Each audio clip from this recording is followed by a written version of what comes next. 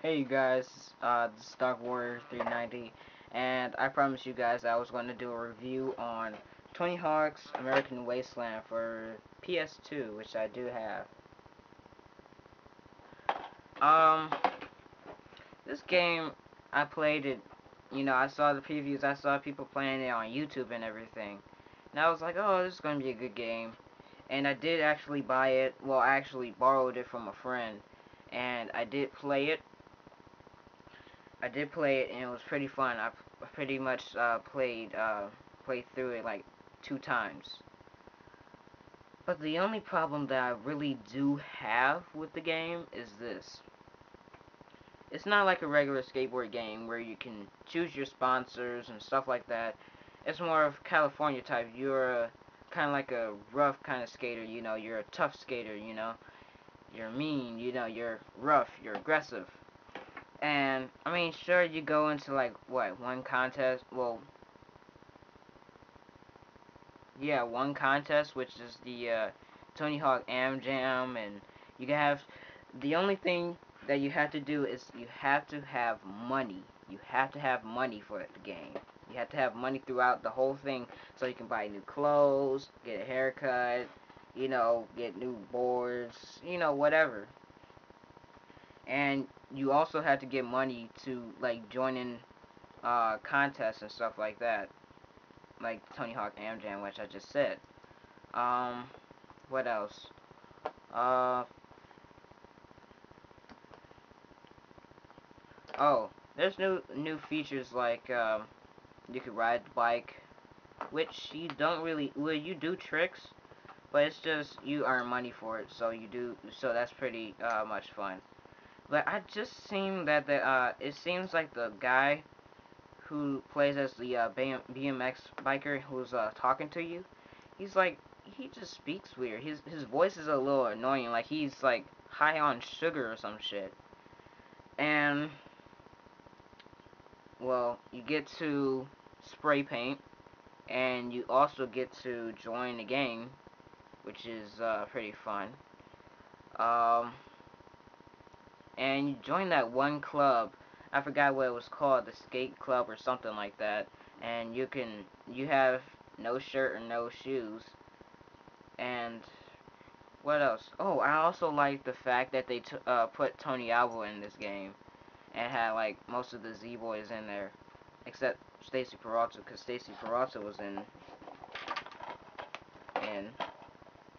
Tony Hawk's Underground. Yeah, he was in Tony Hawk's Underground. But yeah, I like the new move, the verts. Ah, damn it, what is it called? I think it's like the vert slide or some shit, where you slide and do a whole bunch of tricks. But it's pretty fun. Actually, a pretty damn good game. Um, what else? Well, this is like slash review. Well, I guess since I'm not playing, I will play Tony Hawk's Underground, but I'll do a review of this for PS2 right now. I like Tony Hawk's Underground. I like the creative options. I like the. What else do I like? I like the.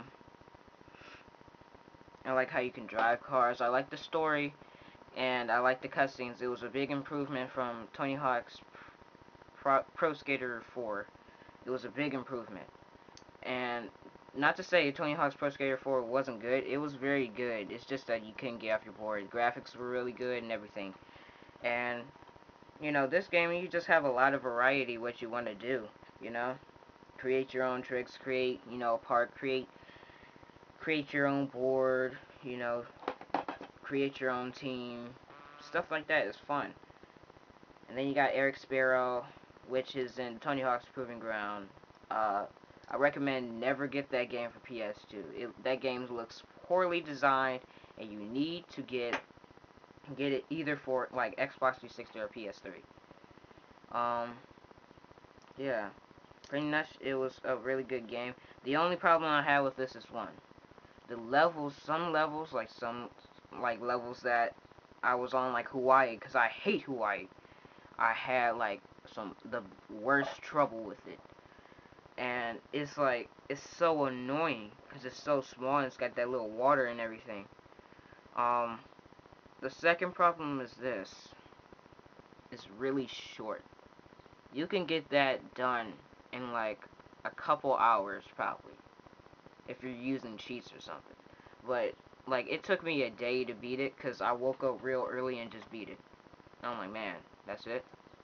And I was pretty bored the next day.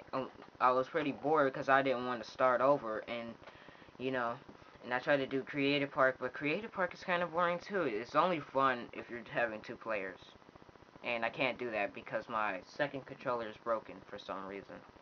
The analog stick, the right analog stick is broken, so. And plus, nobody even comes over my house. But anyway, what will be my next review? Well, what would I say? What is the better game? Tony Hawk's American Wasteland or Tony Hawk's Tony Hawk's Proving Ground? Which is better? I would have to go on Tony Hawk's American Wasteland.